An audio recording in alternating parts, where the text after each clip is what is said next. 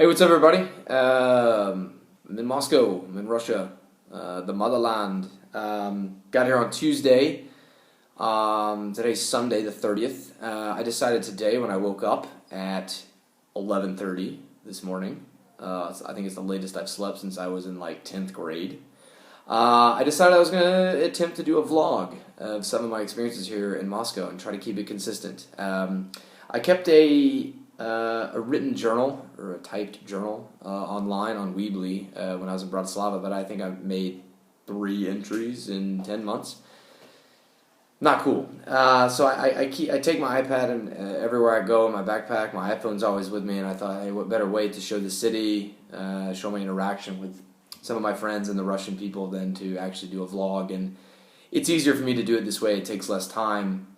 And the only time that I actually take is for it to upload on YouTube. So basically, this first one, I'm just going to give you guys kind of like an overview of what's happened the past 4 or 5 days. I was in Bratislava for a week before flying to Moscow. I went back to Bratislava to see some friends, and I had to get my winter clothes that I left there.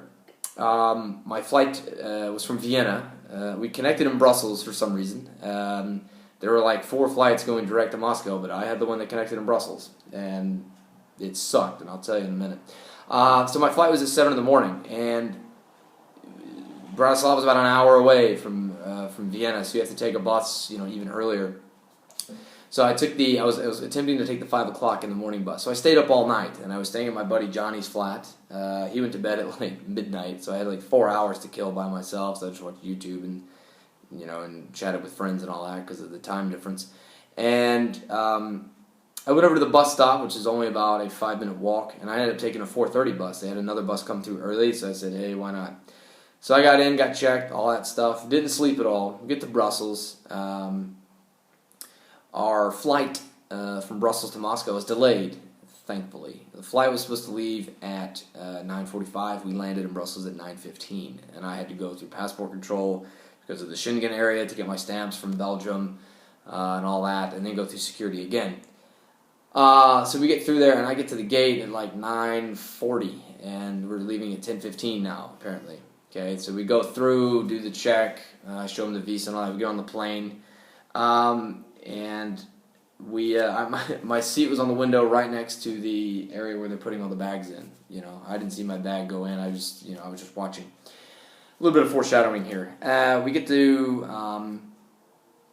land in Moscow. Okay, Domodedovo. Moscow has 3 airports. Domodedovo is the one we landed in. I think it's the furthest from the city. I'm not positive. It's like 40-something miles. It's in a forest.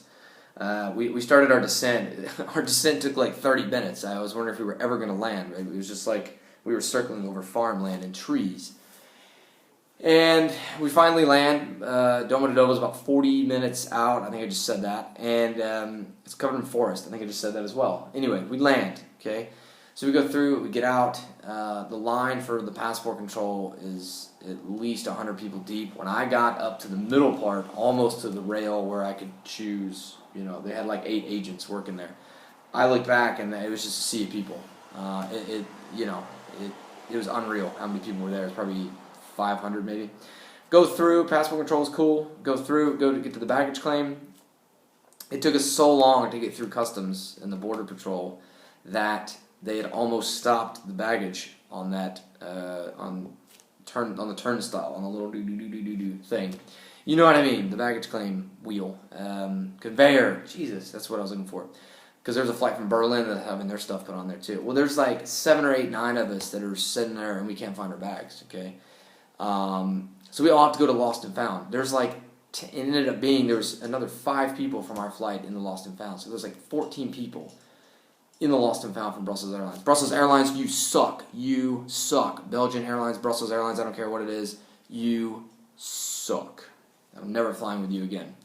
And I had to fill out all my forms. Well, there's a guy waiting for me. There's a driver from the school that the school had to pick me up. And by the time I got out and all my paperwork and all my crap and receipts, it had been 2 hours since I was supposed to land. And I was praying that this dude was out here. And he was. There was also a guy on my flight. It was another teacher. He had his bags. He had his bags lost as well, ironically. But I got picked up with him, and there's a girl, another teacher named Charlotte from the UK, from London. No, she wasn't from London, somewhere around London. And her dad was with her as well. Her dad was staying, I think, through today, which is Sunday the 30th. I think he was leaving today. And we took off from the airport in the car. And we were on the road for about 15 minutes, and then we hit probably the worst traffic jam I've ever seen. It was it was on the highway going into the city, and we were still miles and miles. I'm talking like 30 miles outside of the city, and it's bumper to bumper, 4 lanes of traffic completely stopped for about 45 minutes to an hour. And the